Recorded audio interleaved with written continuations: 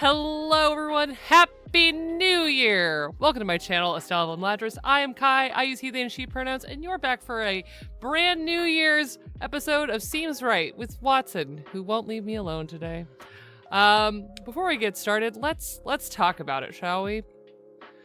Since the founding of the United States, there has been racism, imperialism, and colonialism legislated into our laws. This republic has never been perfect. There has been a disturbing rise of anti-immigrant conversation and, in very recent days, active imperialism on behalf of the US and its petrol industry, among other things. I stand firmly, forever, against imperialism, racism, anti-immigrant sentiment, and all of these other things that all compile into fascism. It's that simple. It's just fascism. Any conversation around denaturalizing, re-immigrating, and democratizing these places are plain and simple colonialism. And I stand against that now, tomorrow, forever. And these are conversations we need to be having. The U.S.'s actions in Venezuela are deplorable, and I loathe being a part of a country that is actively destroying other cultures, other civilizations. And I have a lot of big feelings about it. But hey, Happy New Year. And the only way through all of this is to give voice to these problems and to our disagreements and tell the people who are supposed to be representing us that we don't stand for this. And standing together. It's been a hard couple of days, and before then it was a hard years, plural. The only way through all of this is together. So thank you all so much for being here and for caring for your community and for the world that you live in. And we must not ever forget that in the wider world, outside of just these actions, we should be fighting for the freedom of those oppressed around the world, especially those facing genocide and violent oppression. I stand with the people in Sudan, the DRC, Palestine, the people who are feeling liberated right now in Venezuela, and all oppressed peoples of this world in their struggle for liberation. You can always use !Gaza in my chat for resources on helping the Palestinian people in rebuilding and recovering as they still struggle for their freedom. And taking these actions, having these conversations, having the space to come on here and say, hey, this is what I stand for. Thank you so much for giving me this space, but also for being here, for sharing your stories, and for standing in solidarity when the time comes. It can make a real difference to do these things, and I'm so grateful to be part of such an amazing community who actually care. Yeah. So, outside of the world that we live in, I'm just grateful to be back. Happy New Year, genuinely. Gosh, let me look at, my God. Okay. So outside of that, hi, I'm Kai. For those of you who don't know and somehow just stumbled in, welcome. For those of you who are returning from a glorious couple of weeks of hopefully revelry celebration in the darkest parts of winter here in the US, or in the hottest parts of summer for all of you Aussies that I know are watching, welcome back. Welcome back to a new year of new subjects, new stories to explore. I'm so excited to hit the ground running. I see a bunch of amazing familiar faces in chat, and I'm so excited for today's subject. But before we get into it, I am an independent content creator. All of your support, your viewership, your conversations in chat, your comments on YouTube videos, all of that stuff helps me. If you're able to subscribe to this channel, that money does directly support me. And all of the amazing gift subs that people gave at the end of the year, all of the just conversations, sharing, liking my content, all helps me so much. It has allowed me to make this kind of an ongoing endeavor in which I love sharing information and stories with all of you. So thank you so much for your ongoing support. And if you enjoy this but don't have time to watch it live, I always upload all of my streams to YouTube about a week after they air. So you can get all of this information that I'm about to squeeze into your brains later. And if you want to take notes on it later, you can watch it later over on YouTube. The VODs here on Twitch do eventually fall off, but I don't want this to ever get lost, so I have it all uploaded to YouTube for future viewing pleasure. Oh my gosh. Thank you so much for the sub, Cody. I see you. Hello. All of the amazing people, or 20 stream streak. Not even, oh my God. Damn, that's crazy. Yeah. Thank you everybody so much for being here. It's just, I'm very excited to be back. And I got a little excited. I know this is going to be surprising, but there's a presentation involved. Without further ado, let's talk about this episode of Seems Right. So, Seems Right is my show about costuming and storytelling. I know lately I've been talking a lot about TTRPGs. I am also a TTRPG game designer and consultant, so my brain has been very TTRPG brained. But if at any point in time you have anything that you want to learn more about, any conversations that you think would be really fun to have here on stream, I always have a suggestion box. If I could spell. !suggest that you can drop ideas in there of things that you want to hear more about. I actually have pulled a lot of my subjects for the last almost year of streaming from that suggestion box. And there's also one in there for games that you'd like to see me play. People have also sent me amazing emails. I do have a mailbox if you want to send me messages. I try and respond to them. Sometimes I'm a little slow. Sorry, Gail. But overall, like, it's been just such a joy. Listen, Azra, I see you. I'm seen, heard, yes. Listen, there's a whole movie coming out about a man that I could rant forever about how Odysseus sucks. Anyways, besides that, that's not the subject for today. The subject for today is the rules of the universe. Specifically, I wanted to talk today about finding the right TTRPG to tell the story you want to tell. I understand the inclination that so many people have towards putting things in familiar systems. This is how we end up with a 5e edition of literally every game, every story, literally ever. And frankly, I tire of it. When there are so many incredible game systems out there to explore and I think better facilitate the story that people want to tell when they port things into Dungeons & Dragons. Dungeons & Dragons is still part of this conversation for sure, and it is definitely something to consider in the wider multiverse of TTRPGs. But today we're going to talk about how you can, from concept to reality, figure out what system helps you and maybe some tools and tips on where to find systems that might help you. As a person who loves deep diving and punching their microphone into different TTRPG systems, I always joke, I came back to TTRPGs as an adult through Dungeons & Dragons, just like 1,000 other people did. But I cut my teeth as an actual play performer on indie horror games and on indie games in general. In fact, I've played very little Dungeons & Dragons as an actual play performer, and I kind of love that.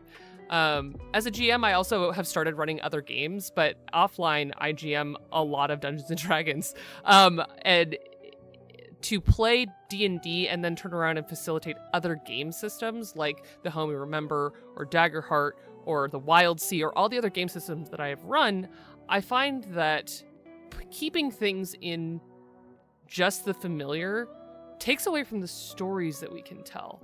And so today I want to talk less about which game system is better in general, but which one actually facilitates the story you want to tell, whether you are the game master, a group of friends that have just kind of an idea. And not everyone, I see you, Cody, in chat, are going to go and create their own game to tell that story. Sometimes there's games that already exist that will also facilitate this kind of storytelling. I'll talk a little bit about hacking systems at the very end. So yeah, let's get over to this presentation that I made, because I love a presentation. Maybe too much. It's fine. This is the one. Haha. Okay. The rules of the universe. Choosing the right TTRPG for your story. New year, new presentation by me. The reason I call it this is that I'm going to take the kind of general thesis of the Chaos Protocol over on Transplanter RPG and kind of use it to kind of frame where this idea even came from, which is that in the Chaos Protocol, every arc, which is basically our season format, we change planes within the multiverse, right? And to accommodate those different planes, we change systems because the rules from plane to plane, what is important to the story, what is important to the universe that we are in, the part of the journey that we are participating in, change. When we're telling a story about, divine people in a city full of gods, our mechanical needs and our storytelling needs are different than when we're slogging through an apocalypse. To take the mechanics of Arc 2's City of Heaven, using the City of Mist system, and put it into Arc 4's Apocalyptic Wasteland, where we are actually playing Force of Extinction, would honestly destabilize not only the way we think about that universe that we're in Arc 4, but also the kind of storytelling we're going to be doing. So we spend a lot of time on, in our back of house stuff, talking about what games, how they feel, and after we've been playing them for a little while, like how the mechanics are feeling. And it's got me thinking about like how to do this for every story that your heart desires, right? And we're not just that's just kind of the framing of it. This is actually not about universe hopping, but more to say that the rules of the universe that you are trying to create for your game, whether that is an actual play, podcast, streamed, or just at home with your friends or remote with your friends, like these are things to think about when you're trying to go through the effort of telling a story, and how TTRPGs as a craft, as an art form, and as games can help you tell those stories. So come with me on this adventure, shall we? And you're right, Hazel, there is no game that would accommodate everything, not even D&D. And in fact, I'm going to give you some arguments as to why D&D is actually not the best backbone for some of these things.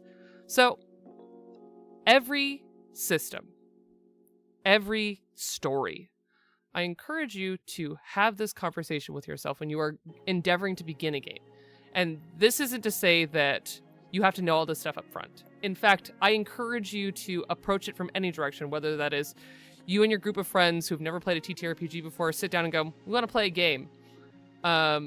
Or it's the other side where you have a whole world painted in your head, whether that is a pre-existing IP or a story that maybe you've just like held on to and you're like, I think I could tell this in a TTRPG and I'd love to invite people into this world with me.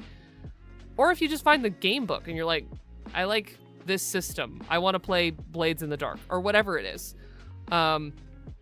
I encourage you to work all of these questions around no matter how you come to the story you're telling, because you never know if there's not a system that better suits what you're looking for.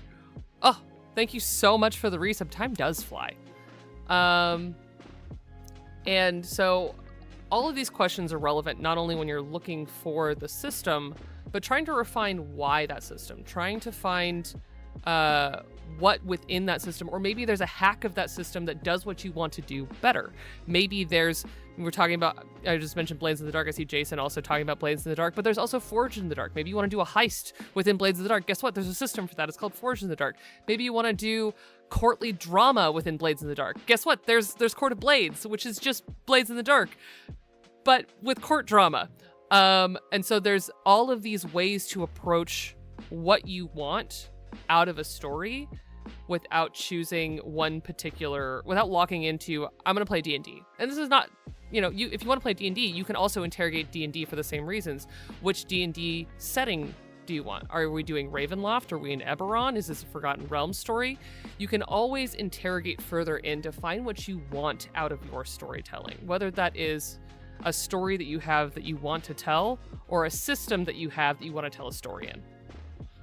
I do love Eberron. Okay, so I invite you to break it down, and we're going to talk about how to break these things down as we go on. So I want you to break all of these things down into the type of story you want to tell, whether that is a big action, big sweeping adventure, a poetic story, a gritty story, all of these things. And there's so many more options there. This is not genre. Genre is a different thing. I'm talking like, if the main thing that you are pursuing is, I want to tell an 80s action flick, I'm looking at you, Chris Cologne, then maybe you want a system that has a lot more action available to it. Maybe you want to tell a sweeping adventure in which, you know, you're going either like great distances in space, or maybe you're traveling over mountains and picturesque valleys and you're just in Lord of the Rings at this point. Or do you want to tell a poetic story? Maybe not everything is so literal, I say as the GM of Laurie's House and one of the co-creators of The Home Remember, which is a lyric game that is very much so a poetic storytelling adventure and not so much a let's get down and count gold pieces game. Sometimes you want to tell a gritty story where it matters how many bullets you have left, how long you spent doing something. Do you have enough time? Do you have enough resources? These are questions that you can ask yourself to go into the types of stories, and we'll go way deeper into each of these, don't you worry. The second one, which is a core thing that I think any storyteller, whether you are a player, GM, writer, game designer, screenwriter, actor, it doesn't matter what you do, you should always be thinking about these things when you're telling stories, which is the theme. What is the theme of the story you are telling? I love a theme. I usually have like 5, maybe 10 that I'm actually pursuing at any point in time. And so the theme can be anything from, you know, free will versus determination, people versus nature, liberation. There's millions and millions of themes out there that you can be pursuing in your storytelling.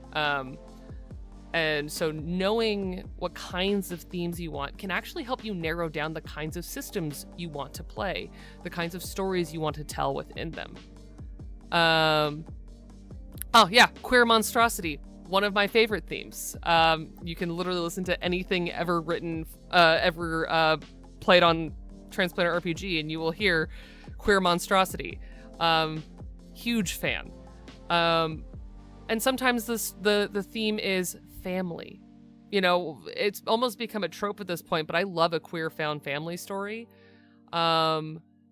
Stories about belonging, stories about becoming. All of these things are themes. And they're themes that you'll see me explore all the time. I love a found family. I love a story of becoming.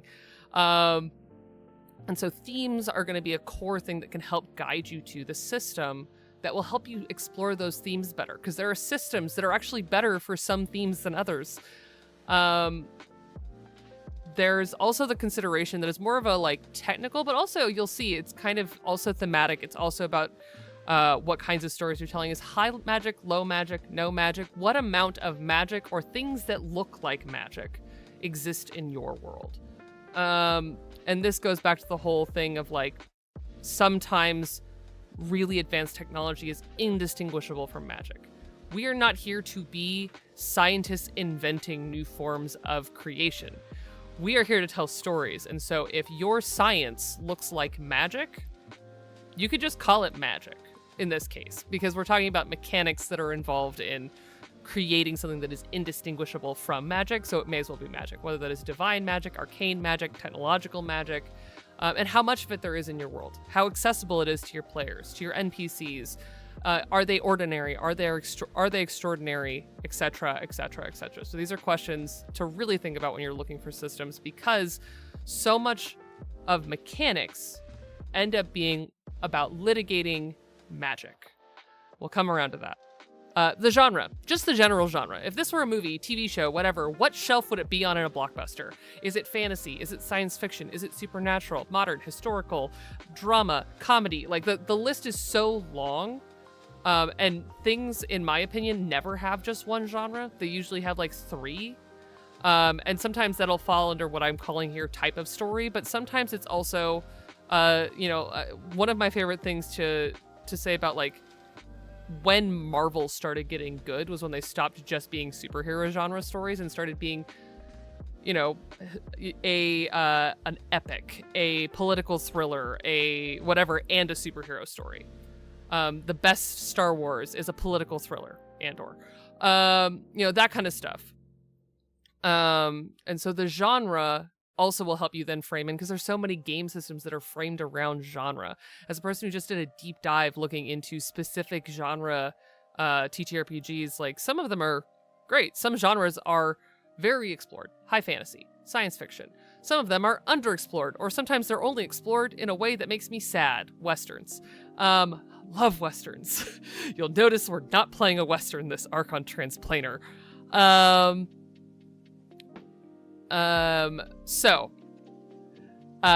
Genre, hugely important. The next one is one that is about the story that you want to tell and how big it is, the scale of it. Are the stakes of your story wholesale? A neighborhood? A town? A state? A kingdom? A whole world? A whole galaxy? All of time? These are scales that you can participate in TTRPGs. And very often I find that the scale creeps as stories progress, as power becomes a part of the story and that kind of stuff. But not only having an idea of the scale of where you want to start, but also where you want to go. Like, one of my favorite scale changes is in Marvel's Young Avengers, the comic from, early 2000s, where it started as kids who live in New York City, and by the end of their story, they're like galactic superheroes. It's wild, but the creep makes sense, and there was definitely at least a level of goal in where that scale was going to end. So scale is also important, and some systems handle scale better than others. You're not going to take a kids on bikes game and turn them into galactic superheroes controlling whole cities. That doesn't really compute, and we'll get into that. And then the last one is one that's more of a housekeeping thing, but also it's something that systems are written towards, which is, how long are you playing? Is this a one-shot? Is it a short series? Is this a long epic that's going to be taking place over 40 years in real time? Like, it varies. And so knowing how long the game is kind of written for is a huge part of finding your system, and also a huge part of knowing the kind of story you want to tell, which also takes me to the next panel, which is, how do you come to these conclusions? Where do you get this information, especially before the story starts, before your game starts? You're gonna start by asking yourself, if you are the game master or a participant in the story, ask yourself what you want. Ask yourself, how big do I want this story? How long am I ready to sit down and tell this story? What themes interest me? What stories drive me to the table? What genre do I foresee this being in? And this is part of zero session conversations, right? Which is where you take it to talking to your table, talking to everyone else that's going to be involved in telling the story and saying, hey, what type of story are we telling? You should have this conversation even if you're already certain what system you're playing, what game, what story, etc. You should always be talking about what type of story this is to set the tone, to set the mood of your table. Because if you have one person who's playing in a, wacky Looney Tunes game and you want to be in Game of Thrones, the two of you are not playing in the same universe. You're not playing the same game. And so that's a conversation to have even if you already know all this stuff. But also it then helps you understand. Yes, the CATS tool is incredible. It is part of the table safety conversation list. It's very good. You should definitely check it out. So talking to your table about all these things is very important. And if you're trying to figure it out, there's no problem, in my opinion, of going to your table with a blank slate and just going, what is our answer to these questions? This is kind of how we landed on the final form of Laurie's house, and thus the home we remember, was actually kind of bandying these things around and talking about, the mood. This is when we get into talking about dramaturgy. I saw the dramaturg was here, but also Azra's here, who's a dramaturg. This is dramaturgy as well. This is what kind of theme are we exploring and how do we better explore that? Which is a part of dramaturgy, but is the part of any storytelling. So zero session conversations, pre-game conversations are very important, and it can be a way that you find your system, find your story. The next thing you want to do is look at the setting. If you know kind of what you want to do, maybe you've already decided you want to tell a space adventure. Look at the setting. Look into what that setting means to you, what you see in your head versus the person next to you when I say space adventure. Are we all seeing Star Wars? Are we all seeing Star Trek? Are we suddenly just 1950s people in bubble helmets? These are three very different ideas of space adventure. So having these conversations will help, and then you can look at them and go, okay, if we're doing Star Trek, then there's deeper conversation to have because there's a lot of Star Trek available in TTRPGs. Okay, anyways. As the storyteller, as the GM, especially in GM'd games, which most of them are, you can look at your antagonist, and what about your antagonist says about your theming, about the ideas around your world. What's your end game story with this antagonist? And how do you get there? You can always look at your inspirations. Maybe you're not actually doing Star Trek, but maybe you're inspired by Star Trek. But you actually want to do high fantasy. Well, then you're just doing, oh my gosh, brain went blank. Spelljammer. High fantasy Star Trek could easily just be Spelljammer. And so you can look at your inspirations and pull from those and go, this system better does this. Maybe you are doing the Star Trek official system, but you're reskinning it and you're not Starfleet officers. You are high fantasy, I don't know, elves on a deep space adventure. That's fine. I mean, there are basically elves in Star Trek. It's fine. We'll get there. And you can also pick up a book and be like, wow, this is cool. As I will often talk about, the Wild Seed did that to me, where I'm like, I could play in this universe forever. And I find that the system itself is very inspiring. And there are plenty of incredible systems out there that are full of world building and interesting story references and themes and things like that that are already out there. They're amazing. So let's talk about these things individually. I'm going to give you some kind of questions. So if you have a story in mind, whether that is a pre-existing IP, maybe you want to tell a political thriller, maybe you have this idea that you want to do a 90s action flick, you have an idea. These questions can help you refine that idea and find a setting, or even just refine your idea and have a setting already. That's fine. So, the type of story. How do you want the story told? You can ask yourself, what kinds of obstacles do you want the players to face, and how do you want them to overcome them? This is like the basic game mechanics question to me of a lot of TTRPGs is, what are the stakes, what is the adversity, and what mechanics are available for the players to interface with and overcome these obstacles. And this can be everything from like, I want to do a check every time someone does anything. Then you're playing D&D, Pathfinder, games derived from these ideas. And that's fine. We'll get into that. Sometimes you want to be like, I don't know, the players are just going to figure it out and tell me a story. And that's going to be more in your lyric games. Sometimes that's more in games that explore mechanics that are outside of individual checks. We'll talk about it. What risks do you want the players to face when interacting with mechanics? What's a stake? What are the stakes when the mechanics are being touched? Are the stakes the framing of a scene, like in The Home We Remember? Or maybe every time you touch mechanics, someone could die. There are plenty of horror games that I could think of off the top of my head that this is true, including 10 Candles, Dread, Mothership. There are so many that when you touch mechanics, someone's life should be on the line because you could die. And sometimes it's just, this is one of the biggest and I think very viable gripes with Dungeons and Dragons as it is played right now, which is there's almost no stakes. If you fail a check on a door, someone can just punch that door open. It's a different check, and it's how it's litigated at the table, but rules as written, there are ways around a failed check. There's lots of them. Whereas there are plenty of games that there isn't a way around it, and the story does what it does, and maybe someone is no longer there. Or maybe that avenue is closed in your story. So, something to think about.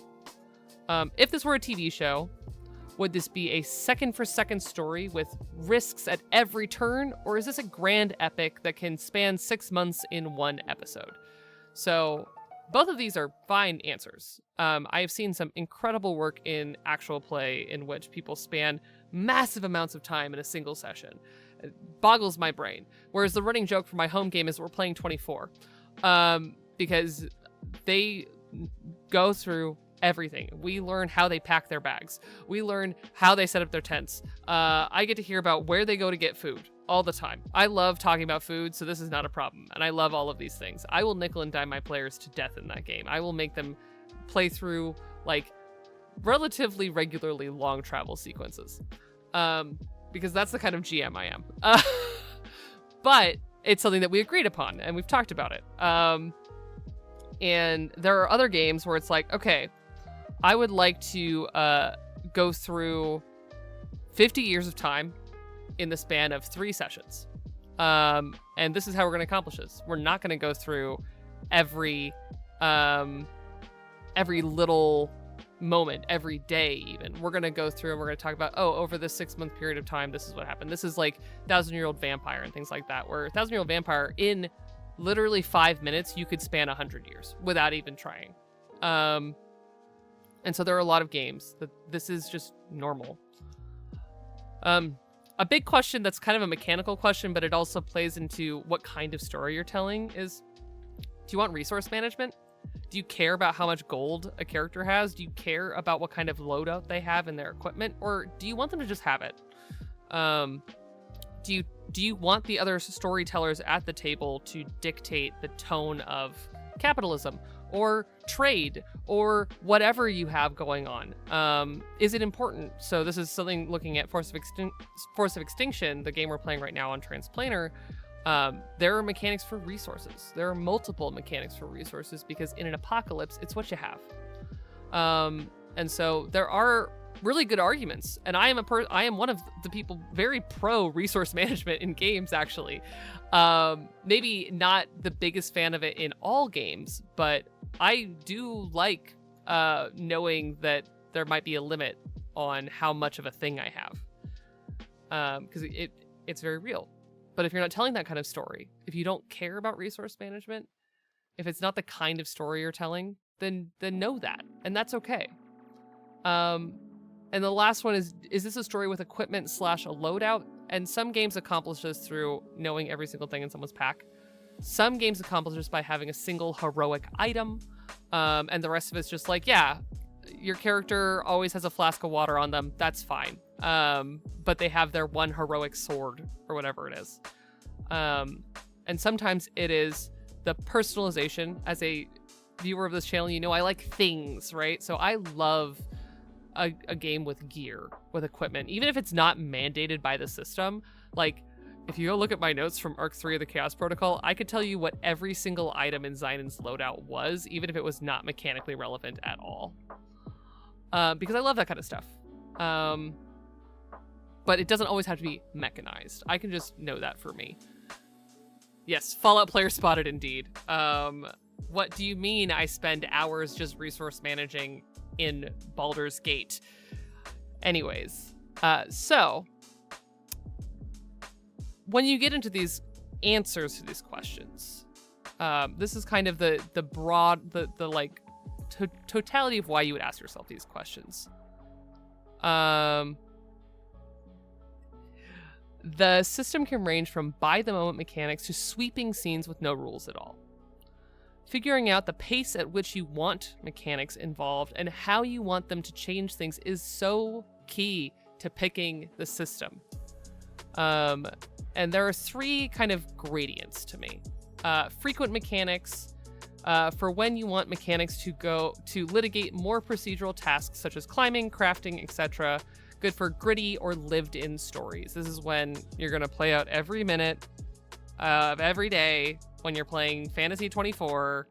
I'm sorry to my players. I like it. The good systems for this include Dungeons & Dragons 5th Edition, Pathfinder, all World of Darkness games, the Star Wars system, the Fallout 2D20 system. There are a million systems because this is where the foundations live for modern TTRPGs, which is Dungeons & Dragons, which is full of resource management and making a check to make sure you can leap over things and that kind of stuff. So it is baked all the way in that you could make a check for anything in D&D, and it is encouraging you to do so. The next one would be simple mechanics, for when you want the mechanics to litigate narrative moments such as barriers to the next scene, combat, etc. But they do not but you do not want them to dictate simple failures that do not actively progress the story. So I keep that delineation because there are plenty of systems, specifically I think PBTA is the best example of this, where you don't roll for everything in PBTA. That would be wild. But you do roll for like key things, and there are moves specifically set aside to be like, this is when you roll. You don't need to roll to do everything. You just need to roll to do the thing that the story is meant to care about. So this is most PBTA games. It's powered by the Apocalypse. It's a overall framework, but this includes so many game systems that are PBTA or PBTA adjacent. There's Blades in the Dark, which is you would roll for things that maybe participate with your goals, with the people around you, but not necessarily, again, like I run down the street. You might actually have to roll for running down the street in other systems. Very often you just do it in games that fit in this simple mechanics category.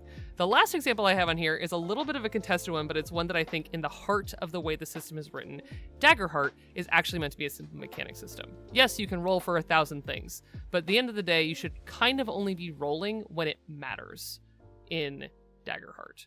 And it even says so in the book. So even though it is kind of in the same vein of storytelling games as Dungeons & Dragons and Pathfinder, Daggerheart is a simpler mechanic system with this intention.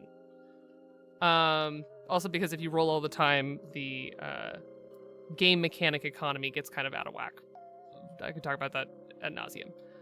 The last one is only pivotal mechanics. For when you want mechanics to only matter at the most pivotal moments. These can be tone setting for otherwise mechanicsless scenes, or pass-fail mechanics for a single vital action. And this is going to be your horror games like Dread and Mothership and 10 Candles, but it is also lyric games like The Home We Remember and lots of other games where it is a single mechanic for a single thing, and then everything else is just storytelling. And you don't litigate any of that other stuff, and sometimes it's not even pass-fail. Sometimes it's just, this is the mood here. So for The Home We Remember, you pull a tarot card, and that is the question that you are answering. That's it. That's the whole scene, is just answering that question. In Dread, if you're not familiar, the core mechanic is if you're going to do something that endangers your life or the lives of the people you're with, the entire mechanic is a Jenga tower. And if you pull and the tower falls, you die. That's it. That's the entire mechanic. For 10 Candles, you have a shared dice pool, and a failure not only progresses the story, which gets you closer because everyone at the end of 10 Candles dies, but also a pivotal failure ends the scene. You don't get to continue that part of the story. That scene ends, something happens, and the story progresses in a different scene. So these are very pivotal mechanics, and everything else you just do. Yeah. So that is the type of story and how mechanics would then interface with the type of story. Free mechanics are going to be things where you're going to care about every little thing that people do. Simple mechanics are going to be story-driven specific moments. Pivotal mechanics are only this really important thing and everything else is just improv. All right, on to the next part. Themes. What story are you telling? Genuinely, themes are, I think, one of the most important things for any storyteller ever to have a handle and an idea of what they're doing. To figure out the theme of what you want and what you're doing, you can ask yourself, what are the themes behind the obstacles the protagonists will be facing? Because most TTRPGs are going to be about a single group of people, the player characters, who are going to be hopefully the protagonists of your story. It doesn't matter if what they're doing is heroic or righteous. They are the viewpoint of your story. They should be the protagonists of your story. So everything your story is doing should care about them and what they are doing. This is why I personally hate the derogatory use of main character syndrome. Everyone in a TTRPG is actually genuinely a main character. So in order to pursue your themes, you actually do have to embrace the idea that your character is a main character. Just putting that out there. And then you have to decide what they are facing. If they are protagonists, what is their antagonist? What is the thing that is stopping them from getting what they want in this world? What is the thing they are overcoming? Are they working against nature, society, each other, themselves? The list is very long, but in the most classic theming, man versus nature, man versus society, all that stuff, that is what I'm asking for here. What are you working against? You can always ask yourself, what real world reflections do you see in the story, and what themes do those evoke? Are you looking at a real world reflection of something that you've actually experienced? Is this monstrosity as queer allegory? Is this allegory for wars or traumas that you've experienced? Are you venting your issues with your parents? Like, these are themes that you can actively look at and go, this is a coming of age story. This is a story about interrogating marginalization. The crux of it always being like, you can look at what inspires you to tell this story and take those themes and go, here it is. This is my theme.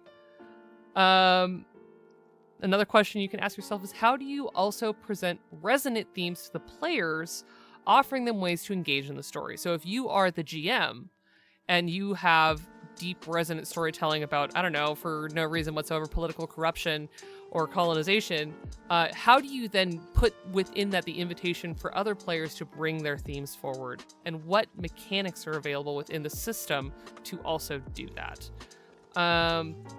How do you tell stories about liberation in a context in which you're telling a story about, that is about deconstructing, abuses of power? Liberational storytelling and deconstructing systems of power, they could go hand in hand. There's definitely story there. And then the last one is, of the primer questions is, how do these themes look in action? When they are being explored, are they things that are done quietly, alone? Or are they things that you're actively fighting? I mean, are we having an interior monologue, or are we playing God Killer and yelling about our feelings as we literally kill a god? These are both options that are very viable, and they have systems to incentivize this kind of storytelling. So, identifying the core themes of your story or the world you'd like to inhabit may help guide you towards specific types of games or even specific systems. Consider your thesis as a world builder or story crafter, as well as individual character themes. There's the classic theme of blank versus blank. When telling stories of your protagonist against nature, society, themselves, etc., whatever iteration that becomes, look for games that specifically incentivize those ideas. These systems include things like the Wild Sea, in which it is definitely people versus nature, but it is also nature versus people. It is also about, environmentalism. It is also about survival. It is about found family. All of these themes are baked into the way the Wild Sea is designed, because you are a bunch of people on an ocean of trees that want to kill you. And these are all the ways that as a society, we have found a way to exist in harmony with this verdant apocalypse. So the Wild Sea is definitely people versus nature, but it is also a bunch of people on a ship. Inevitably, I think all bunch of people on a ship stories end up being found family stories in their heart. So yeah. Vampire the Masquerade is very much so people versus society, people versus nature. Sometimes it's people versus nurture. Sometimes it is person versus themselves. A lot of times it is about monstrosity. There's a lot. I could say a lot about Vampire the Masquerade. And then another one that's very interesting is Candela Obscura, which is not necessarily a people versus nature. It is people versus the nature of the world that they live in, though. It is not green. It is strange magic trying to kill people all of the time. And there are so many other games that fit this, in which these are stories. They're spaces to tell stories specifically around these conflicts, right? And if you want to tell a story about war, there's plenty of systems about war. There's a shitload of war in D&D. These are things that basically the theme exists, And in games, exploring the theme exists, and you can just mash those two thoughts together. The next one is introspection versus action. Knowing how your themes will be mostly explored internally by the characters or externally through action, sometimes both, usually both, may give you ideas of systems that ask pressing questions or incentivize action. So my examples here are God Killer. God Killer does both, but one of the big things is that the internal exploration is a part of the mechanics of taking action in that game. It's one of the reasons why it's like such a fun game to play, because I personally love monologuing. I don't know if you've noticed, but it is literally every time you want to do something, there are questions. There are what you give up. There are what you notice, but within that, it is giving agency to the themes of the story, right? Offering, what do you, a mortal-ish God Killer, what thing do you see in this world? What vulnerability do you expose to other people? These are ways to explore themes and progress the story while taking direct action. Because those roles are also to do things. It's not just have a feeling. I'm great at having feelings. I don't need mechanics for that. But the mechanics incentivize then players to explore those ideas internally while taking external action. The Homie, remember, is entirely about introspection, but also then doing things with that introspection by creating magical realism within memory and storytelling to experience the internal. It is a story about exploring what is going on in here, and asking the questions, because the core mechanic of the system is questions. And then another one that is about introspection versus action is City of Mist. City of Mist is so much about externalizing your internal and taking action with it. The way that the system balances your mythos and your logos, your mythos being the like more magical side of your character, and the logos being your more human side of your character, and how those two things interact are the core part of the game. And so when you take action with your logos versus your mythos, you're literally telling everyone, hey, this is how godly I've become or how mortal I'm being. That's it. And then there's also types of conflict. You can identify where these thematic conflicts or foils may play out. You can seek out games with relevant mechanics to suit social, environmental, political, etc. conflicts. So identify what kind of conflict you have and say, okay, I want to do a political conflict. I'm just gearing up for the first Zero session tonight for my Dune game, Adventures in the Imperium, in which we are very textually exploring political drama. This is a political drama set in the world of Dune. And the mechanics of Dune, the 2D20 system from Modiphius, are so much about doing that. There are also combat mechanics, but at the heart of it, it's a time of subterfuge that the story is set in, and so everything is spycraft and assassins. So it's all political conflict, and who you know, who you're related to, all that kind of stuff. Versus Mouse Ritter, which is entirely, you're a little mouse. You're just a mouse in a very fantastical world full of bigger things than you. That is the conceit of Mouse Ritter. And so if you want to have the conflict partly be, you're a mouse and everything is bigger than you, Mouse Ritter is a great system for that. Also, it incentivizes you to embrace the fact that you are a mouse and everything is bigger than you. And then Force of Extinction, the game we're playing this arc on Transplanar from 12-Sided Studios, is a environmental hazard opus. It's truly quite wonderful. It is a system that encourages the game master and the players to embrace the fact that there's just not a lot of stuff. And sometimes that's really hard on people. Scarcity makes people do stuff, not always good stuff. And so Force of Extinction heavily encourages that. It is also, of course, I love stories like Fallout and all that stuff where there are limited resources. These are environmental conflicts that people just have, and they have them now. This is not stuff that's just extrapolated from theory. Yeah. We got time for one more. A hydrate. Thank you, Risky. Also, hi. Okay, we'll do one more. At least we'll get started on one more. It is a brutal system. Okay. High/low magic. This is more of a mechanical conversation, but it is so much also about the themes of your story, because magic is great, but just having magic kind of means nothing. It is part of your themes. It is a part of the scale and the scope of the power of your characters, of the world, etc.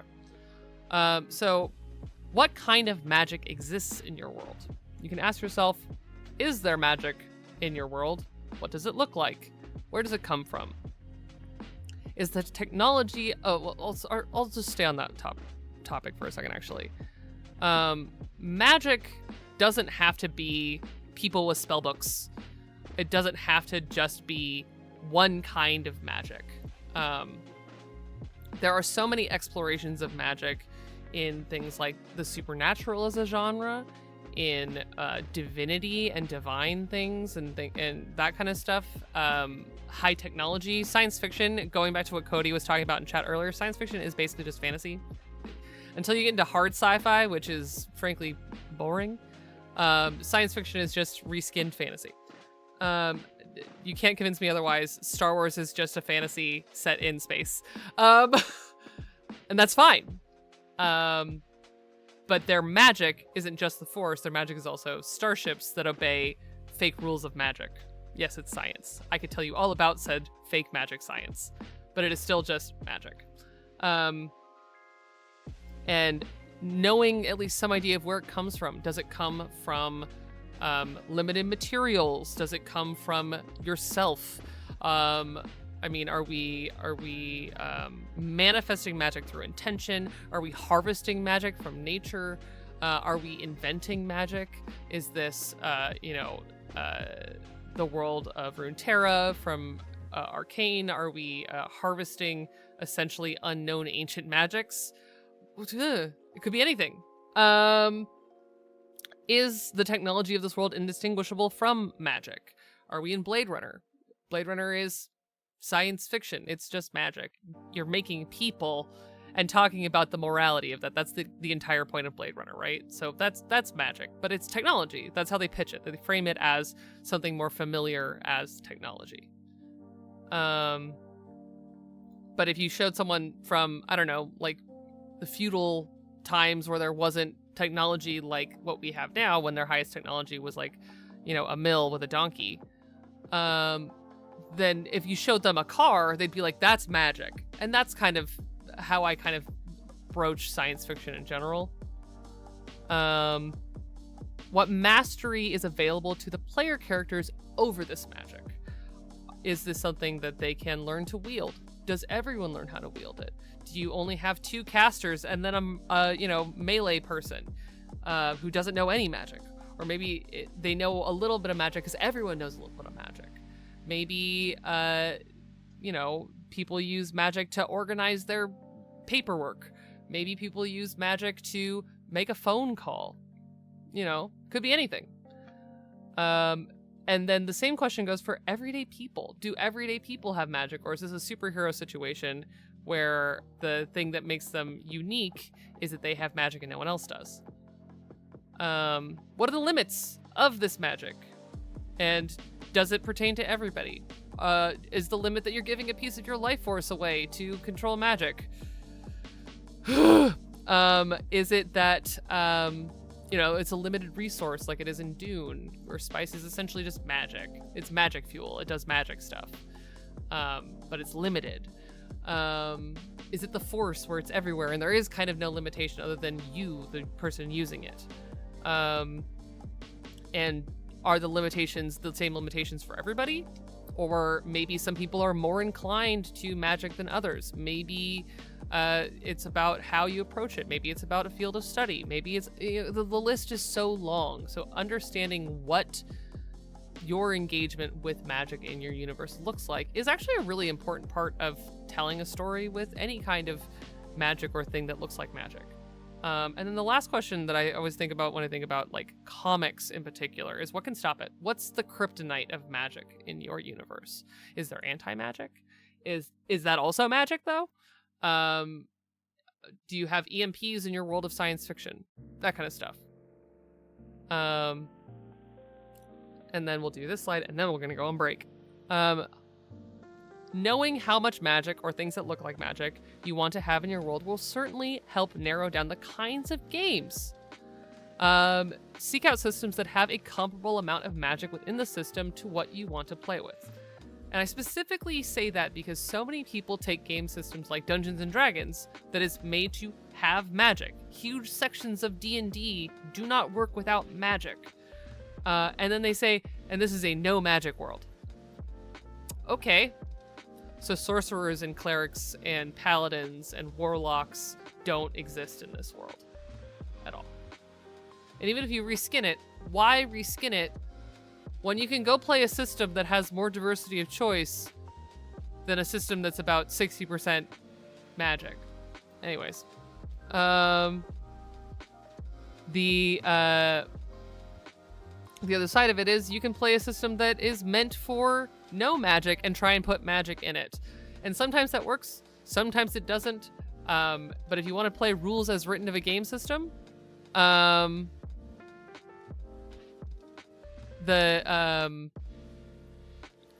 sometimes you want to find ones that have an equivalent amount of either magic or things that look like magic in the mechanics. So while I don't love the analog per se overall, D&D is a better system for Star Wars than Kids on Bikes.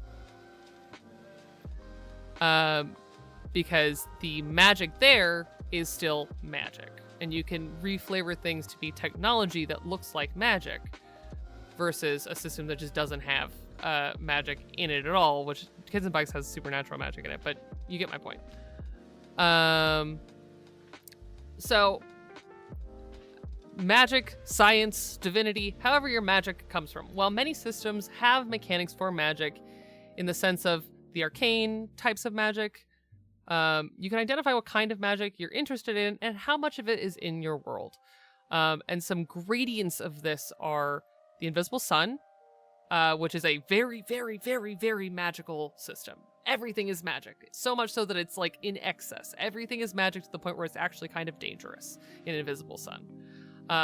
Electric State is like mundane magic because there's technology in it that is basically magic because people can exist in multiple places, the whole thing. But it's technology that is relatively mundane and it's everywhere.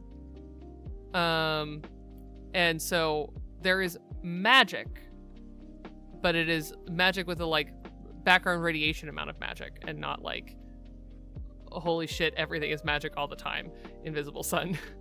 And then the lowest one of these being Never Stop Blowing Up, which has no magic in any of the mechanics at all. That is a system for doing an action movie. So do an action movie in it. And if you want to litigate magic, you're not going to litigate it using the rules of magic for Never Stop Blowing Up because they don't exist.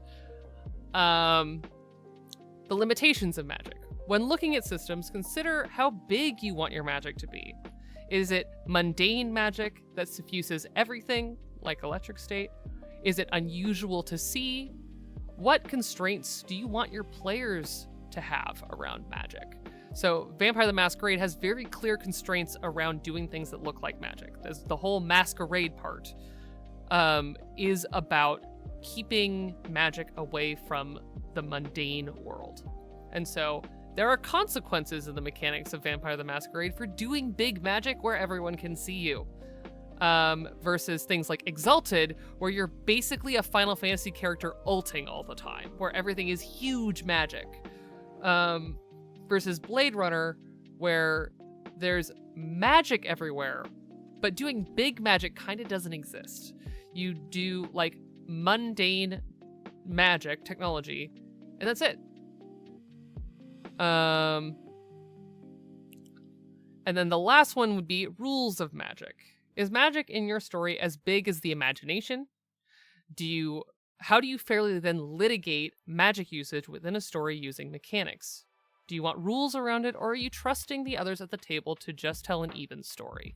Because there are plenty of stories in which everyone wants to be a magic user, but as also the advocate of just a normal guy characters, I love a character who, in a world of magic, doesn't use magic. I'm a big fan of playing a rogue with no magic in a D&D high magic adventure. I love that because it is... the world still is meant to accommodate everyone, right? And the system and the mechanics are there to accommodate that. And they scale equivalently. So if I'm playing a magicless rogue, a non-arcane trickster rogue, or a the Cyblade rogue, if I'm just doing stabby good stuff, or maybe I'm a fighter and I'm just doing stabby good stuff, D&D scales for me, a rogue with no magic, to fight side by side with a cleric who can divinely nuke someone. And it still makes me relevant as a rogue. And so how do you then fairly litigate around the table? And sometimes the answer is just, we're all being cool here, everyone be cool. And sometimes it is, the mechanics have limitations. You only have 6 level spells. That's it.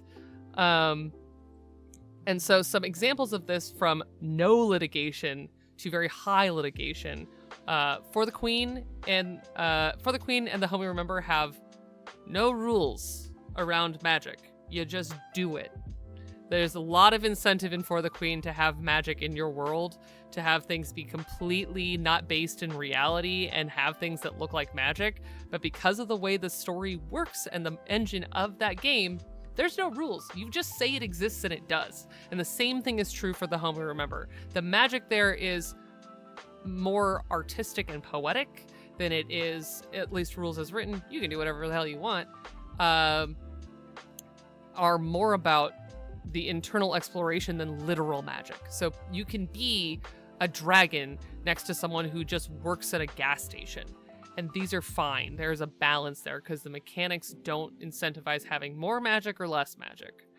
And then there's game systems like Mage and Dungeons & Dragons and Pathfinder and Tales of the Valiant and all these ones that have rules around every kind of magic you could possibly do within the game system. And it is a way of keeping things even and dealing with things like power creep, because once someone can do something once within a story, very often they're going to try and do it again. Big magic be big magic, and people are just going to keep doing big magic. And so having systems that actually do litigate how much magic you can do, especially as maybe a GM who you want to rely on the mechanics more than your litigation. Big fan of being like, and here is the end. The book says this is where this is the lay of the land on this spell, and this is what this spell does, or this is what this kind of magic does. Yeah. All right. Well, that's halfway. So we're gonna take a break. Everyone get up, stretch, pet your pets, get a snack. I'm gonna get a snack because I'm hungry, and I'm gonna pet my cats who have vanished. We'll be back in about 10 minutes. See you then.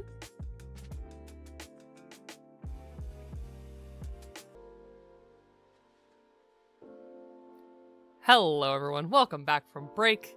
Hope you got up, stretched. I went and pet my cats. I pat them as well. Got a snack.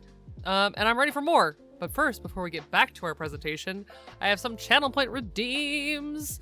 Starting with this adorable picture of Watson. Oh my goodness gracious. Look at my son. Look at him. Look at how cozy he is. So Watson is going to be 16 this year. We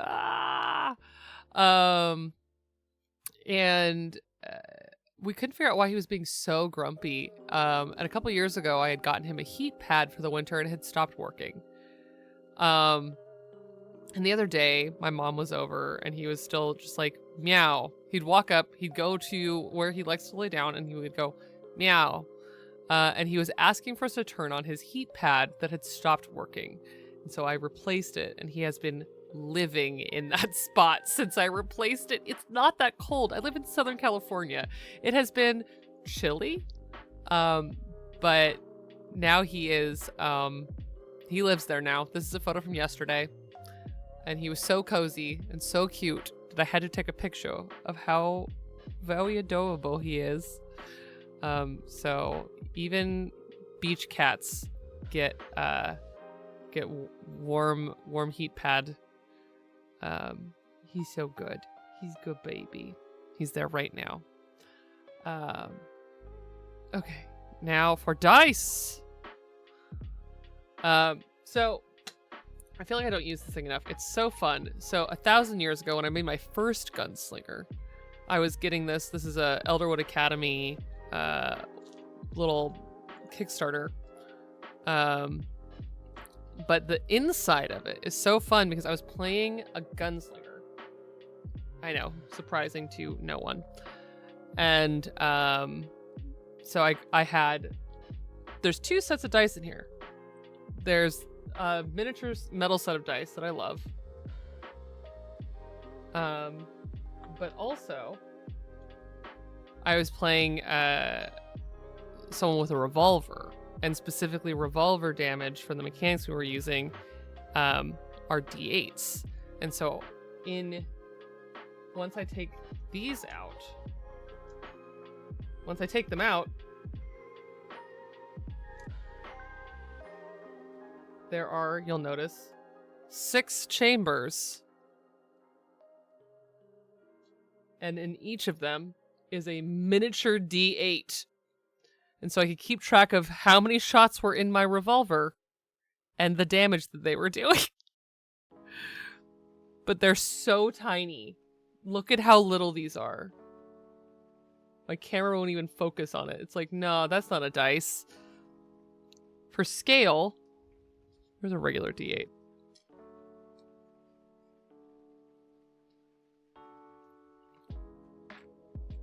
Regular D8? These D8s. Look at how little it is.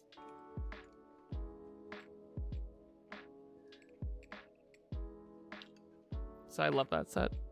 I was like, I have so many more dice things. I started just like planting them over on my desk because I've been cleaning. I've just been like, okay, so now I have stuff sitting on my desk for this exact purpose. So yeah. Thank you so much for those channel point redeems. I love showing my cats and my dice, so that works out. Yeah. And with that, we're going to go back to our presentation. We're gonna get through it. It's gonna happen. I have to close this picture of Watson first. Okay, so. Genre. What genre of story are you telling? What stories have existed like this? This is just genre as a bigger idea, not just like adventure, comedy, etc. But like, are we doing sci-fi? What kind of sci-fi? Is this a space odyssey? Are we doing cyberpunk? Is this high fantasy? Are we doing magic schools? Like, genuinely go into the tropes and figure out for yourself hydrate. Thank you.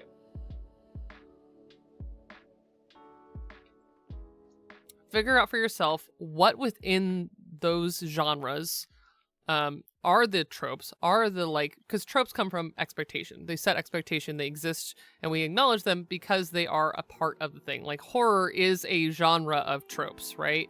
And part of the way that horror works is actually through leaning into the tropes. And so there's nothing wrong with tropes per se, but going into them with open eyes and knowing which tropes you want to engage in and which ones maybe you don't want to engage with. Like there's some in fantasy that I just don't like and I don't do them. I personally don't pursue just some genres because I just don't have interest in the tropes and the framework of it. So if I went to someone and said, oh, I want to do a magic school game, they would assume their head would go to very specific places that I just have very little interest in as a storyteller. And so it's one of those things where knowing the tropes and the pitfalls helps you either do them more or do them less if you want to consciously choose to do them less. And so yeah, you can consciously engage with what is expected in the genre. And to that same end, you can interrogate what is expected and change it. So you can do things like, I don't know, do less samurai in space operas. So Other things you can ask yourself, are there existing movies, TVs, games, books, comics, existing media that fit a similar genre? And do they have systems that already exist? Or have other people successfully ported them into unofficial systems? The systems exist for some major IPs, which we're going to talk about in this section. What are iconic things from these genres you'd like to include in your game? Are they simply atmospheric, or are they mechanical? Like, are you gonna put the Force in something without mechanics? I wouldn't. But like, is it a vibes-based thing? Like, in Blade Runner, does it really matter if someone's a replicant or not? It's just kind of a yes-no answer to some degree. The Blade Runner system even agrees in that the mechanics of replicants are pretty much the same as humans. I played a replicant, and honestly, the difference is very minimal if people know that you're a replicant between humans and replicants. So there's not a lot of need to incentivize anything other than just, hello, I'm a robot person. And what are the secondary genres you want to include? So much of the thing about genres is they can be so reductive, and I think it's one of the reasons why people don't love that as something to talk about with their, book, their AP, whatever. But genre is so important in a concise form of communication. It'd be like saying, I only identify as queer. I don't. There's a laundry list of words underneath that. And the same thing goes with genre. Star Wars is not just science fiction. It is specifically a fantasy space opera in its heart of hearts. And it is all three of those words. It is fantasy, it is space, and it is opera. And so those other genres are also important. And specifically, I go back to Star Wars because I've been thinking a lot about Star Wars lately. But Andor is a sci-fi space opera political thriller. 5 genres right there.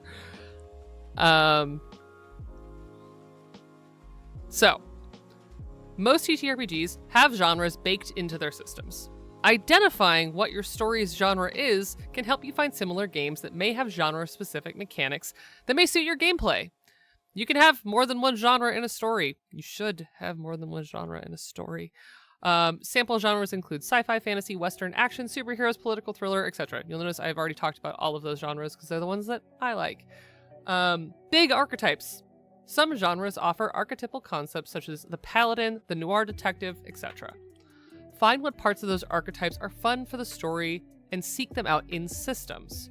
Some systems that incentivize you playing archetypes from within genre include Galactic 2E, I'm sure Galactic 1E as well, but I haven't played that. Monster of the Week, Starscape. So many of these are ones that are built on these kind of archetypes from within the genre they are modeling. So Galactic is Star Wars, right? The archetypes of Star Wars. You're the roguish smuggler. You're the powerful diplomat. You're the young acolyte. You're the that kind of stuff. Starscape is that, but found family in specifically genre television space. So you can go through, and there are so many systems that are crafted around at least embracing these archetypes to some degree and exploring what that means. Dungeons and Dragons is one of them. Most systems within them have archetypes built into the mechanics, and so if you go and explore archetypes of the genre that you're doing, there's probably mechanics for them somewhere out there. Genre-specific systems. There are so many genre-specific systems. Most TTRPG shelves are not world and genre-agnostic systems. You can port them into other things, and some of them are made to be ported into other things, like Daggerheart. But at the end of the day, Daggerheart's still a fantasy storytelling engine. Dungeons and Dragons is still a fantasy storytelling engine. And some of them do their genre all the way to the core, to the point where they're actually kind of impossible to port into other genres. So, for example, so sometimes when you want to play a horror game, you should specifically look at systems made to enable the genre's expectations. Systems include Mothership, Good Society, Thirsty Sword Lesbians, etc. So, Mothership is a sci-fi horror. It does sci-fi and horror, and that's what it's for. Good Society is a Jane Austen novel. The cycle of play in that is a Jane Austen novel. You are playing a Jane Austen character. It can't become something else. It will always be a Jane Austen story. Thirsty Sword Lesbians is a rom-com romp with other elements, but at its heart, the core of it is that you are the main character of a rom-com in a fantasy setting. And the mechanics incentivize all three of these very archetypal genres within these game systems. So look for ones that are made for the genre that you want to tell. And then, of course, there are IP-specific systems. God, I love an IP-specific system. I play so many of them. If you find that you have core inspiration from a major IP, you may be able to simply borrow the bones of that genre icon by using the official system for it. Everywhere you look now, there are, for good or bad, IP-based systems. Some of them are terrible. Some of them are excellent. I've heard nothing but wonderful things about the most recent Star Trek TTRPG. I'm not a big Trekkie. I have never played it. I'm sure I would enjoy it. I do like Star Trek with some caveats, but I've heard great things about the system. So if you wanted to do a spaceship deep exploring, parts of the unknown or facing off against the known in diplomacy, Star Trek's not a bad option. You don't have to do one for one, the structure of, oh my god, my brain just went blank. You don't have to one for one be at Starfleet. That's the word I'm looking for. But you can borrow the mechanics and do other things. The Star Wars system. I am the internet's #1 advocate for the official Star Wars FFG/Edge system. I love that system so much. If you want to do a Star Wars, it exists. It's called the Star Wars system. And if you want to do something like Star Wars, it exists. It's called the Star Wars system. You can just take that and do something else with it. The Fallout system is wonderful. I've been playing quite a bit of it with Angels and Atoms over on Vault Companions. I really enjoy it, and I enjoy watching other people playing it because it is Fallout in its heart is just D&D reskinned for an apocalypse. And so the port back to TTRPGs is wonderful. You literally have 6 stats in Fallout in every iteration of the game, and those 6 stats mirror the D&D stats because it's just D&D. Yeah. So identifying your genre and exploring games that actively seek out that genre help finding the right game system for you. The next one is scope, is the scale of your game. How big is your story? You can ask yourself, what is the ceiling of the scale of this story? Is it a whole city? And I say the ceiling, like how big do you see this getting? Obviously games get bigger and bigger and bigger, but you can always kind of decide what your original intention is and plan for that within the mechanics of your game. And there's nothing says that you can't change systems later in a game, but when you're originally planning, like if you're planning to tell a story on a galactic level, don't play Kids on Bikes. What is the ceiling of the scale of your story? Is it a whole city, a whole planet, the universe, all of time and space? These are important questions to ask. What is the scale of power the player characters are expected to have at the beginning? What about at the end? Are you a D&D level 1 character that is almost analog to the stats of your average villager, if not worse than them? Average villagers have flat 10s on everything. They have 10 hit points. They have 10 on every roll. And sometimes when you're a level 1 character, you are worse than that. And that's funny to me. And then at the end, you are basically a god. And so that is the scale of the power available in D&D.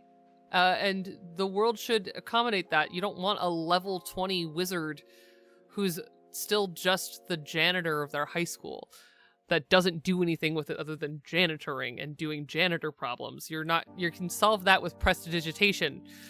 And so having systems that are meant to scale with the characters and the scope of your story is very helpful.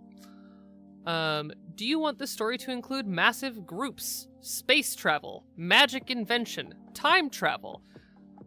Like, these are things that expand the scope of your game and your story. And sometimes they're things that, if you go back to the genre thing, are mechanized in more genre-based systems, but also just expand the scope of your story. Because if you are doing time travel and your system doesn't accommodate for things like, I don't know, political drama or whatever it is, you might need to look into other systems. You might end up in the good society in your D&D game.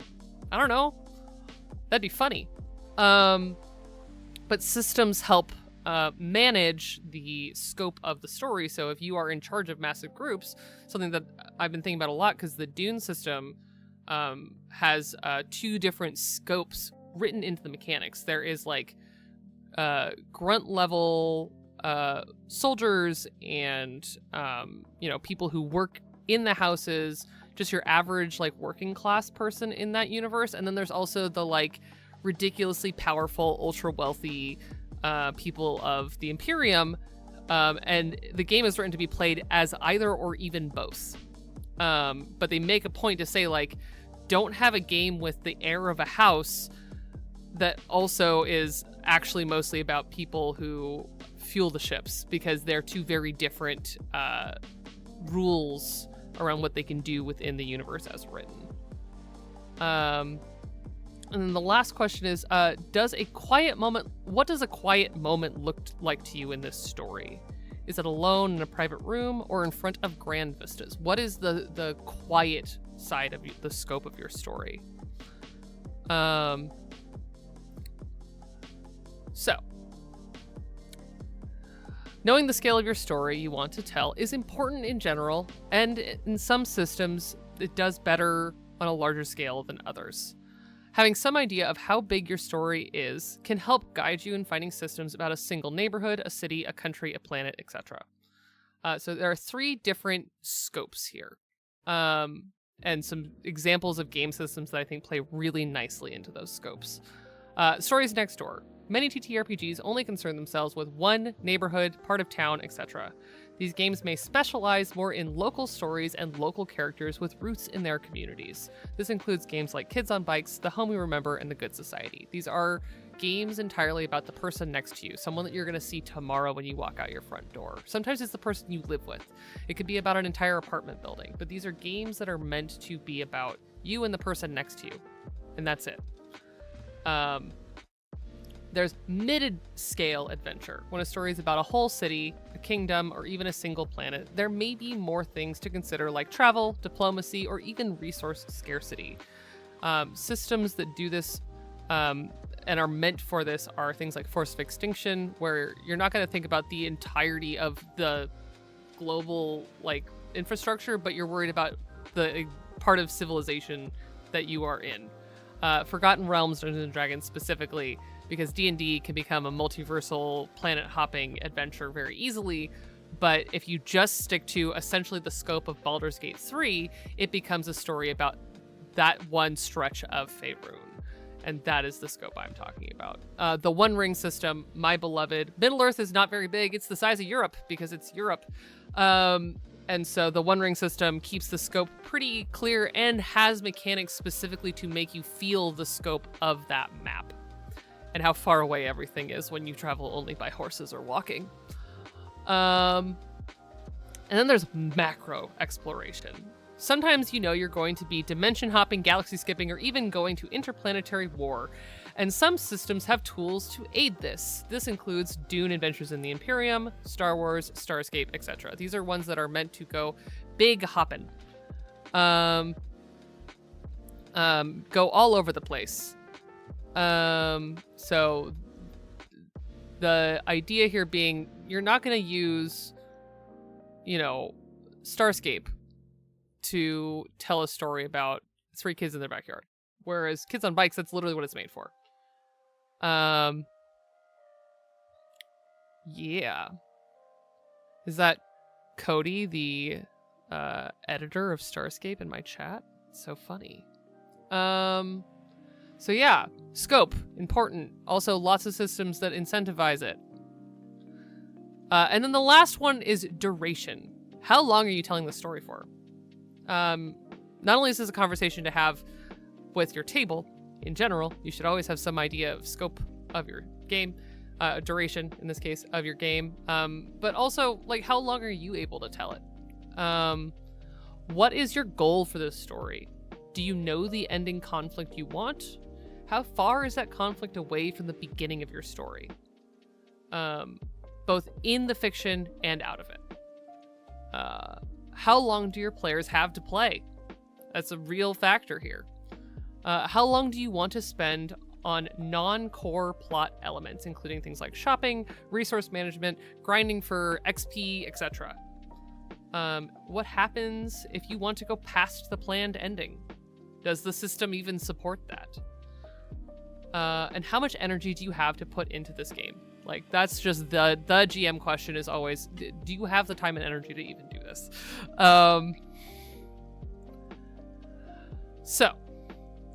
long are you telling the story? Some systems are one-shot systems from their conception.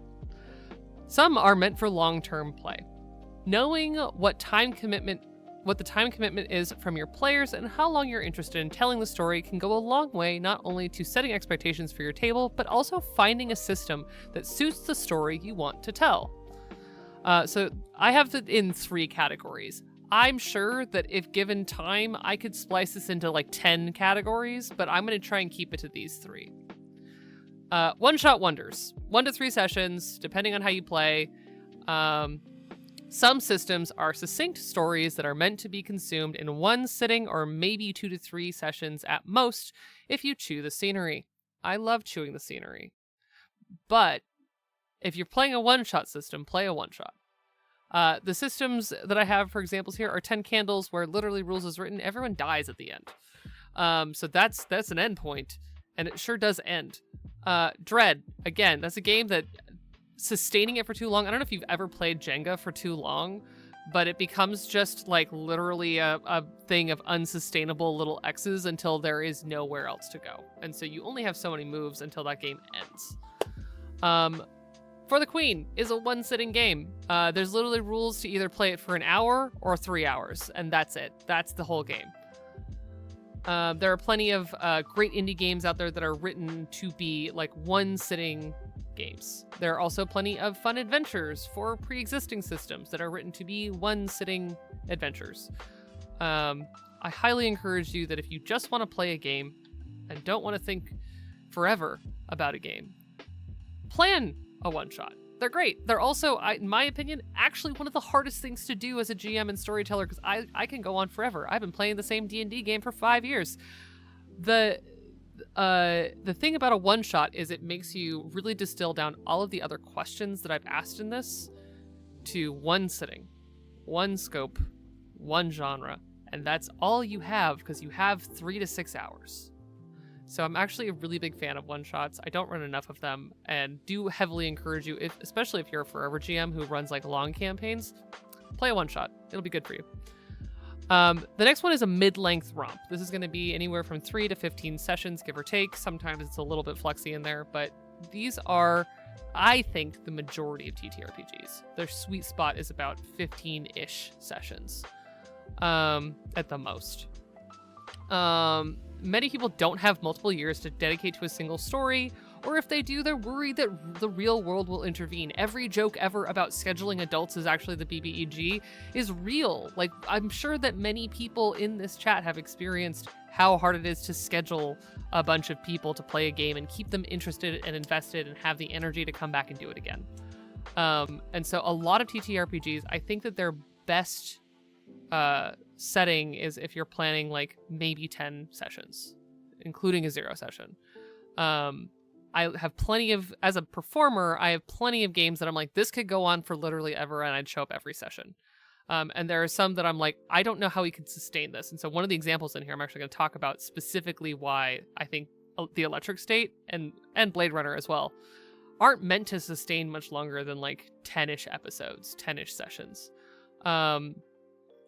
So Candela Obscura, Blade Runner, and the Electric State, all of which I've played in the last like year and change, all of them are systems that, because they are also about the people giving things up to do the things that they're doing, what does it cost to be a hero, a protagonist, or whatever in that universe? You can't play Candela Obscura longer than like maybe 12 sessions unless there are no stakes, which feels impossible. Because if you take your 4th scar, that game is like, you're done now. Make a new character. And you can play in the same campaign with some of the same characters, but at the end of the day, like, the game is written for you to only play it maybe a maximum of 15 sessions. Blade Runner, everything can kill you in Blade Runner. There's so many ways that you can get one-shotted in Blade Runner and die as a player character. And obviously that's a conversation to have with your table if that's something that you are interested or comfortable with. But as a person who does like doing that kind of stuff and having those kinds of stakes and actively pursues the boundaries of how long a character can survive, Blade Runner is really hard to sustain as a very long-form campaign. And then the Electric State, the actual ceiling for Electric State is genuinely that at some point you can't really level up more.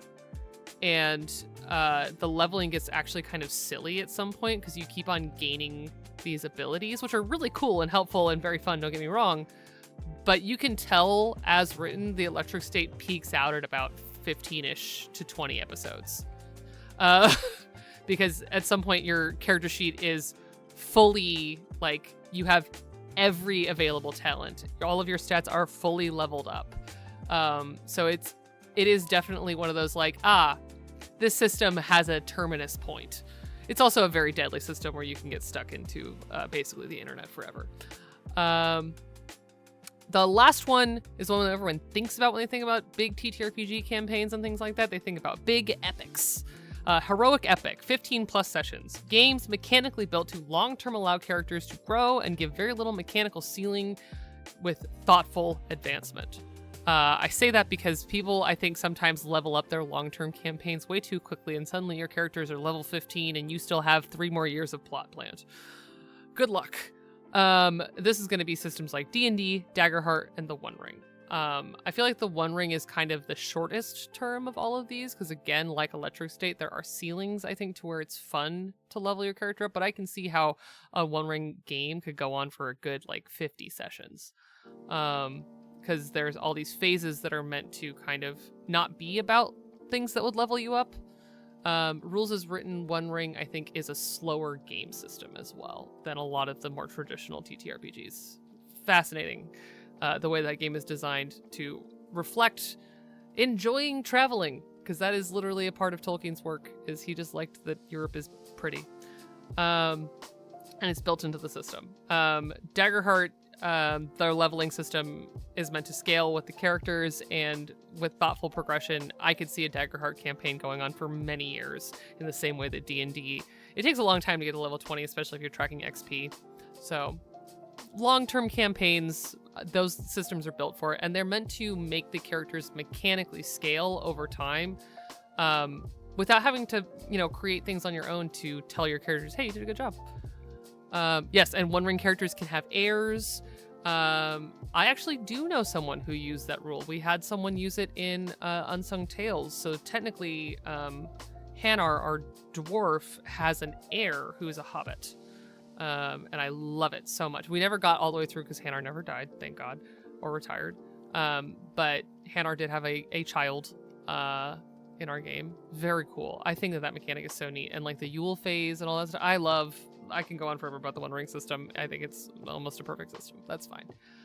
So yeah, you got to think about how long the game is designed to run to pick a system that suits how long you're going to run your game. That's so weird.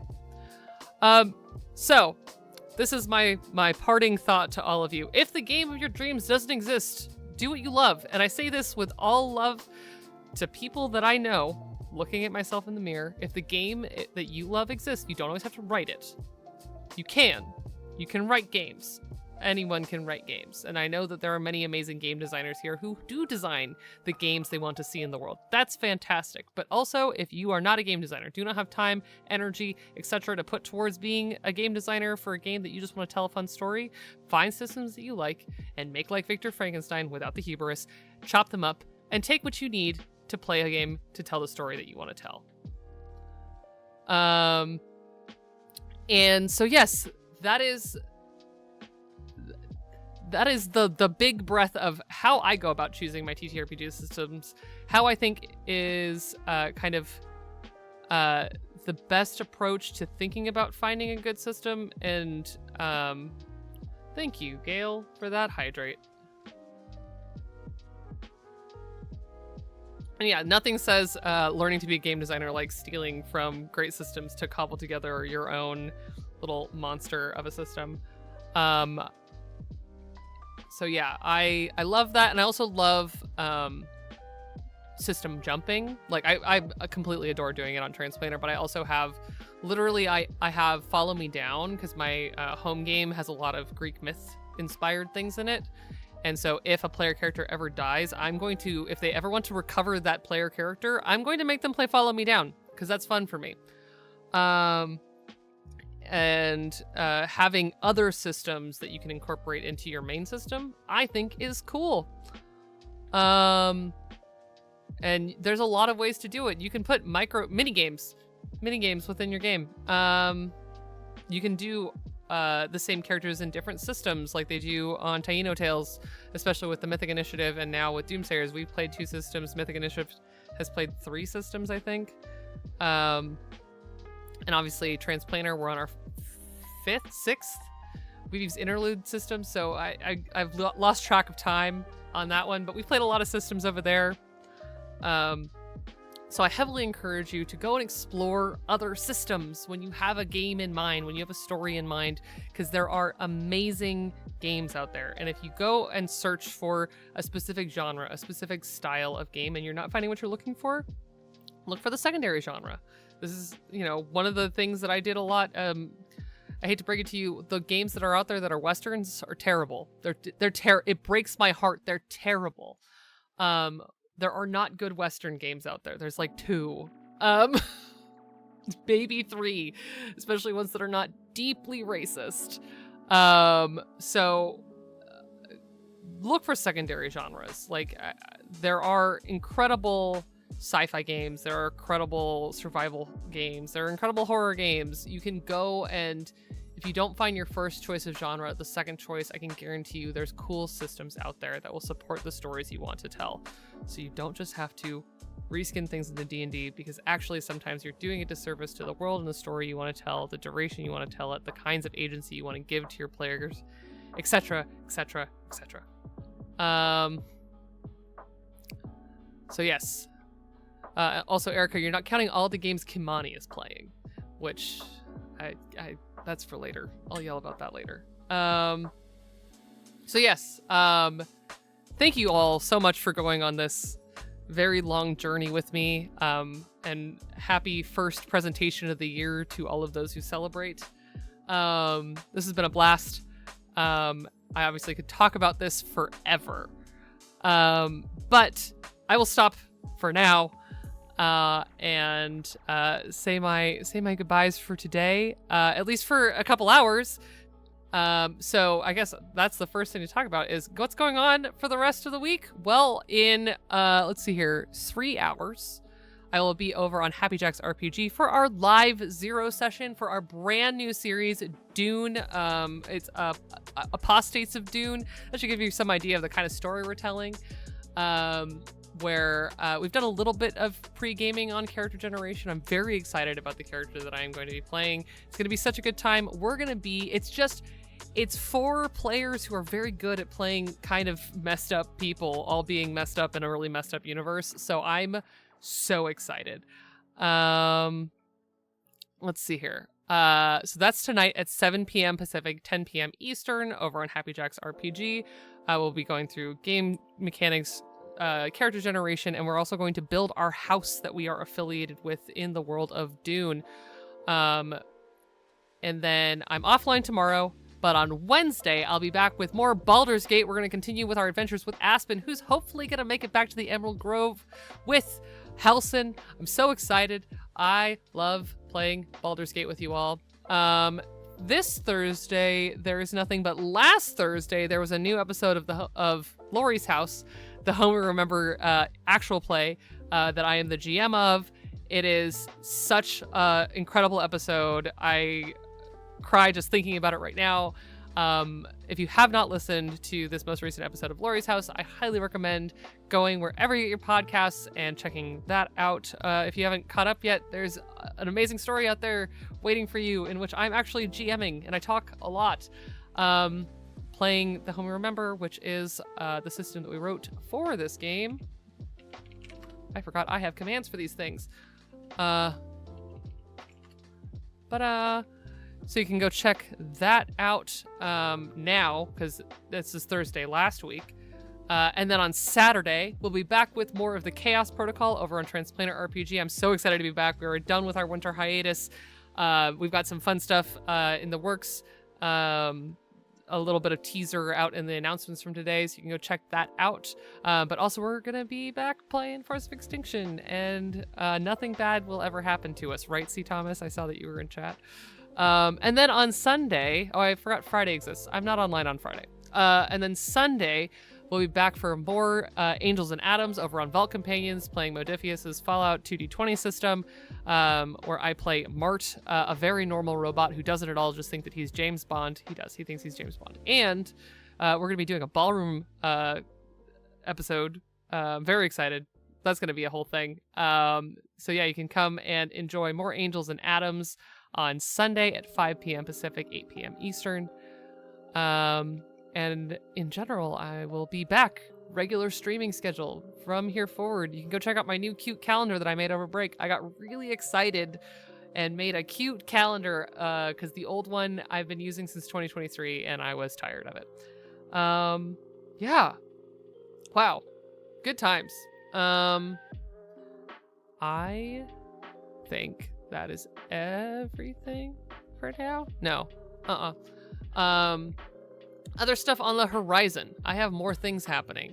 Just announced. I'm doing a one-shot over on Revealing Too Much over here on Twitch. It is a Daggerheart one-shot with for benefiting Feeding America. This is on January the 19th. At 2 p.m. Pacific, 5 p.m. Eastern time, before Dune. So I'll actually be moving, seems right, that week onto, I think Tuesday is the current plan, but TBA on that. Because basically during this time slot, on Monday the 19th, I will be playing Daggerheart on Twitch with some new friends, benefiting Feeding America. So that'll be a great time. You can check that out. And then I think that's actually everything now. I've got some, oh, and we announced the finale date for Fourth Age. I was like, there's something else. What is it? The Fourth Age is finally coming to a close over on Wounded Warrior Project. I've had just the time of my life spending last year joining that show. Still can't, I'm like pinching myself, still can't believe that it's happened. We are doing our finale on, that's the wrong post.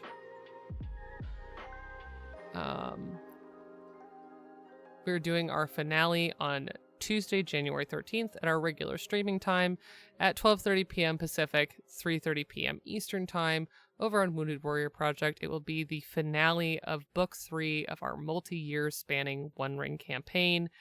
And it will be when I probably for the last time play Erland of Mithland, my beloved elf of Linden, who I have played since 2022. And so I will be crying. I'm going to cry just thinking about it. Every time I even think too hard about that, I just start tearing up. So, and I'm wearing my Rivendell shirt today with my Gondor sweater because I was just thinking about this earlier. So yeah, on all good tales do one day come to an end, and this one will come to an end on Tuesday, January 13th. But in the meantime, plenty of stories to tell, new fun things coming on the horizon, lots of fun stories coming this year. So I'll see you all maybe tonight for our live zero session. If not, I'll see you all on Wednesday for more Baldur's Gate 3. Find the right button. But in the meantime, thank you all so much for hanging out, and I'll see you all real soon.